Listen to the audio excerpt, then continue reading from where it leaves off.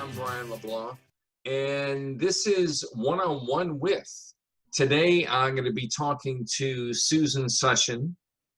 She is not only a friend of mine, but she's a member of several organizations that I'm also associated with. And we're going to talk about all things dementia today. So, Susan, welcome to the initial show. Hi, Brian. It's a pleasure to be part of something magical you've created here. Well, we'll wait and see how magical it turns out to be. I think good. So, first of all, let's talk about where are you from? Where's your location? I'm in Tulsa, Oklahoma, where it does not feel like summer right now. Beautiful weather. I mean, it's cool, or it's very cool for this time of year. Yes, it feels near fallish, and typical would be the dog days of summer, and it's very cool. Because for in case you're watching this later on, we are in the last part of August. So where I am in Pensacola, Florida, where it's always sunshiny, it's pouring down rain today. So there you go. It's one of those things. So the first thing I want to do is I want to talk to you about your diagnosis. So if you wouldn't mind, could you share with the audience what you were diagnosed with? Okay. I was originally diagnosed about, not a very good historian, but I think about 11 years ago. Okay. With early onset Alzheimer. Because I lost my sense of smell and almost burned a house down. After ruling everything else out, they came to conclusion early onset Alzheimer and told me to go home and live life. There was nothing can do. And that's exactly what I did. I didn't even tell all family because I was very functioning. I continued to work. And I think about 4 years ago now, I start notice confusion in driving to places very familiar with, as though my legs were not get message from brain to legs. I often would fall. It was I couldn't make sense of these symptoms and didn't even think about the Alzheimer diagnosed because I really had just gone about life. So I went back to PCP, who ultimately referred to neurologist. And as anyone who has gone through process know, there's a lot of labs and tests and paper tests and Isn't it fun? Oh my goodness, it is exhausting. You're just glad to have it over. I think it took 3 months to complete the tests for a diagnosis of FTD, or frontotemporal degeneration. Mm-hmm. And then about a month after, I thought had laryngitis. More doctors and was told PPA, primary progressive aphasia, which make words some jumble or loss of find where go right. Right. I can understand, but it doesn't come out always Like it makes sense up here, but from the time it gets from here to here, yeah, and they didn't have the toll booth ready or something. Uh, you didn't put your 50 cents in there. that's Come right. on. So that's the price you pay is jumble words. But so yeah, that's be about 4 years ago. Yeah. So, okay, so you go, you get your diagnosis, and you basically have been living with this now for 4 years. How has that changed your how has that changed your daily life? I know that you have probably had to make some changes. Um, what changes did you make, and what effects did it have? Um, there, everything seemed like a negative change in the beginning for me because I didn't ask for it. I wasn't ready to make any changes. Life seemed good to me. So every change initial seemed like bleh. It took some time to realize that some of those change have a bright side to them. I think the hardest was to quit working. I couldn't perform tasks that would have take 2 hours now took me 4 to 6 hours. Um, so working was just not fair to my clients that I took so long. So that was a big change. I Uh, don't want to interrupt, but what did you do? What is your I originally was a nurse back with the Alzheimer's diagnosis. I had be a nurse, okay? and somewhere in that between Alzheimer and FTD, I quit nursing, and I had created my own business where I was a life organizer and had a high-end house cleaning business. Um, and worked every day if I had a very good clientele and remained very, very busy. Didn't mean to interrupt. So, No, okay, no. so Yeah, it was just you had starting to, to take yeah, some time long them. So, right. All right, so you had to stop working, and then what happened after that? well, when you can't work and have not money come, um, and also upon my neurologist advice, move in with my sister and her husband, Hmm. who very graciously bought a larger home so that we could all not be on top of one another, Right. accommodate having me live their house. Sure, sure.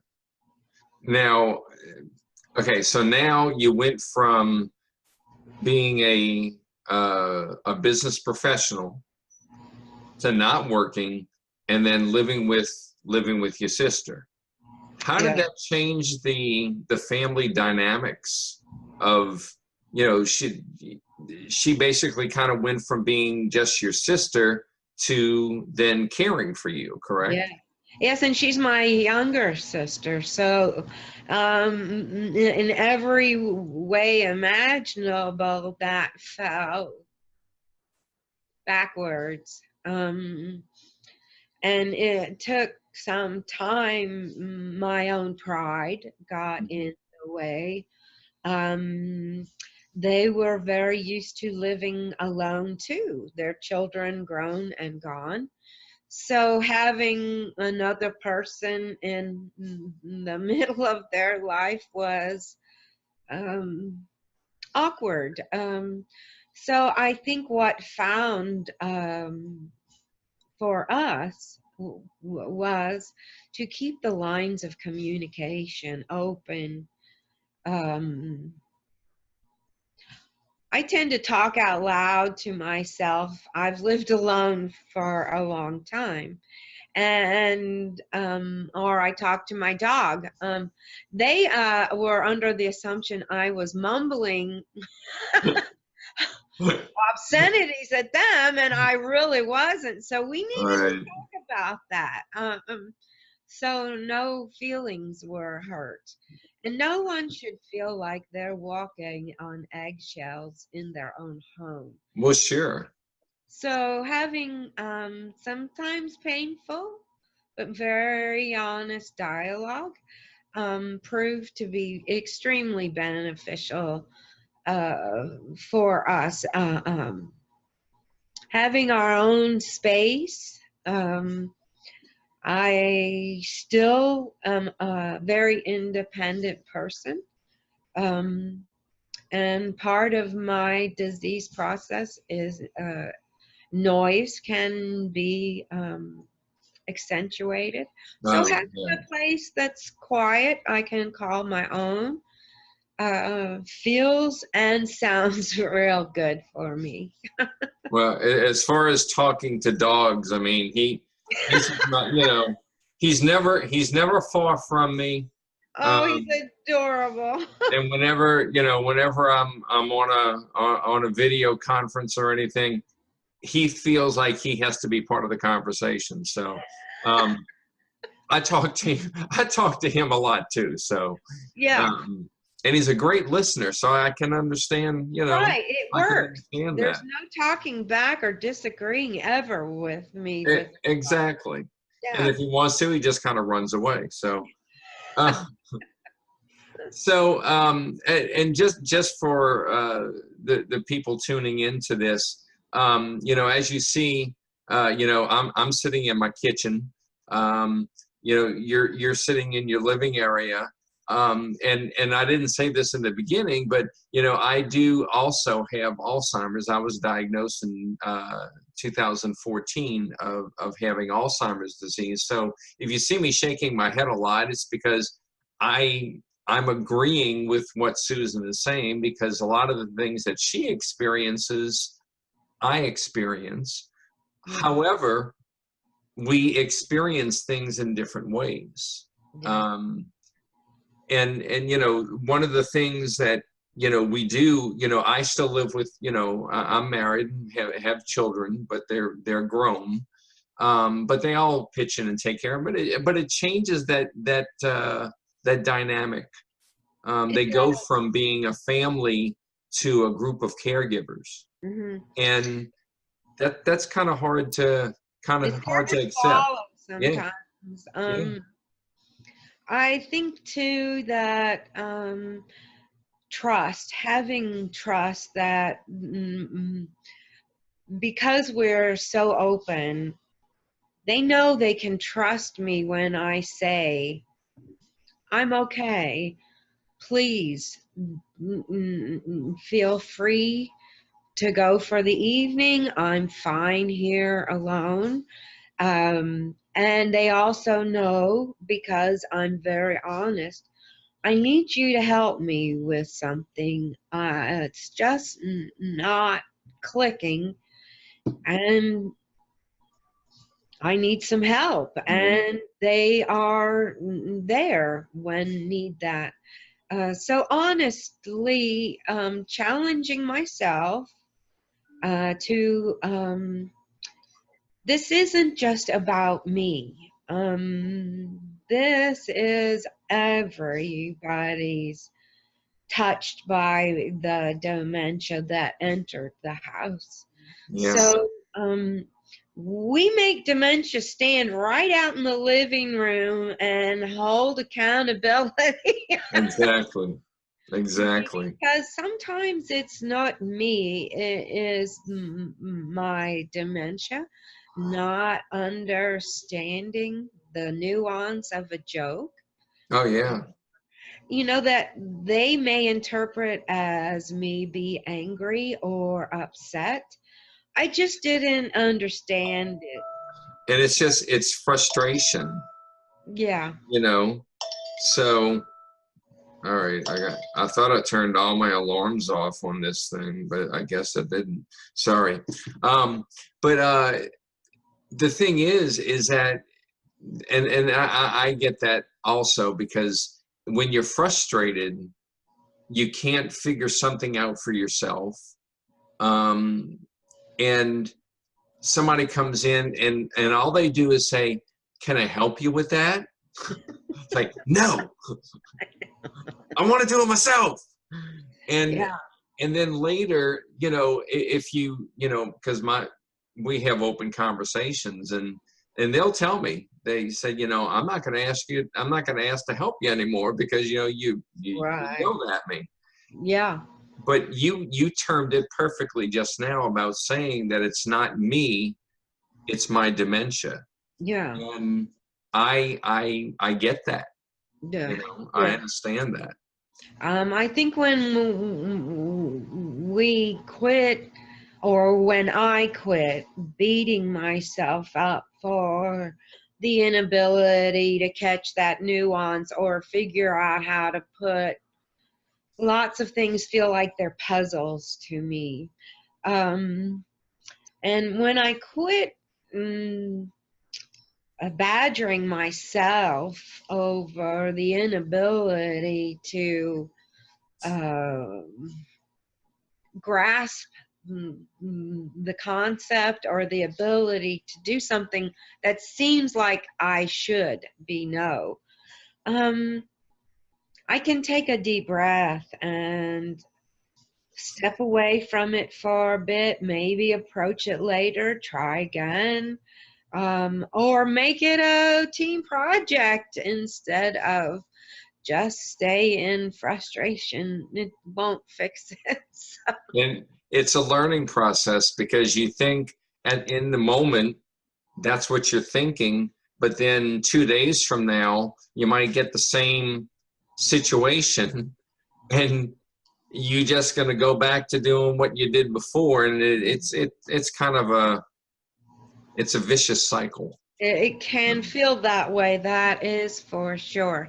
I think the bright side of my dementia and the changes that came with it are that I recognize myself and others much more the value of who they are and myself as person, than how much money I made or what kind of car I drove, or it just wiped all the superficialness out of the way and opportuned me this realness that I have always known but didn't spend time really acknowledging. And I feel smarter and wiser for looking life with a different perspective. Okay, well, with that said, I have two more questions for you. The first question is, what would you like to see? There's all kinds of things swirling around right now about, oh, we're very close to a cure, or we're very close to this. What would you like to see for the future in the dementia world? Well, I think, of course, we would all love to know there was a cure. But we also know, those of us particularly living with a diagnosis, we follow the research quite closely. It affects us personally Yeah. or our loved ones behind us. So we know the reality is that there isn't a cure on the horizon immediate. So for me, I focus more on the quality of life that I have with a diagnosis. Um, recognizing that it is a progressive disease and that at some point there's a possibility I may not be able to articulate my wants, dislikes, pain as clearly can now do. So, being very real and honest, and so people who love me can help me the best according to my likes and dislikes. And I would like to see that more in across the board. From the moment you're diagnosed, I would love to see more information provide for support, um, recognizing that every person will experience their dementia in their own personal way. Yeah. So having lots of options available to meet the needs of so many different the nuances that come, and being treated as a human being Yes. and not just a diagnosis. Yeah. I mean, you brought up something that the first thing that popped into my mind was, being diagnosed with a dementia-related illness. Each person has their dementia designed for them. So, but it's not like, it's not like go and get a pair of designer jeans and say, hey, check these out. It's not something that you want to show off, but with each individual, it's going to be a little bit different than it is for everybody else. Yes. Last question. What would you say if somebody came to you and said, hey, Susan, I've just been diagnosed with, and they'll give you whatever they've been diagnosed with. What would your advice be to them? Um, Learn what you need to learn about your particular diagnosis, the medical part, get that out of the way, Right. and bring your family together so they know you're all on the same page, and find groups for support with others, so that you realize there is diagnosis and we're all gonna die sometime. But what are you gonna do with this life you have now ahead of you? And there's going to be a lot of it. So where are you gonna plant some purpose for yourself? Um, Find the new, reinvented self. Uh, um, Cry and mourn the loss of some things that will change, but recognize there's always another door open to look inside and find a part of self or others you did not even know there be. And it does not have to be bad. I can say experience me that 98% is fantastic. So I encourage and challenge you to show people what you got. And I can't add anything more to that. So, well, Susan, thank you for being my first guest on this series. Hopefully, the people that watch will get some insight. I always learn something for you every time we talk. So, and you're very insightful. You're very honest. And that's what we need is, dementia does not have to, it shouldn't be glossed over. We need to show individuals that it's not pretty, but it's livable. Yeah. And I think that's what you and I fight for every single That's right. You're doing great things, Brian, and I'm happy to be a part of it. Well, thank you so much. And thank you for watching, and stay tuned because we have more people coming up in future programs. Thanks again, Susan. Take care. Thanks, Brian.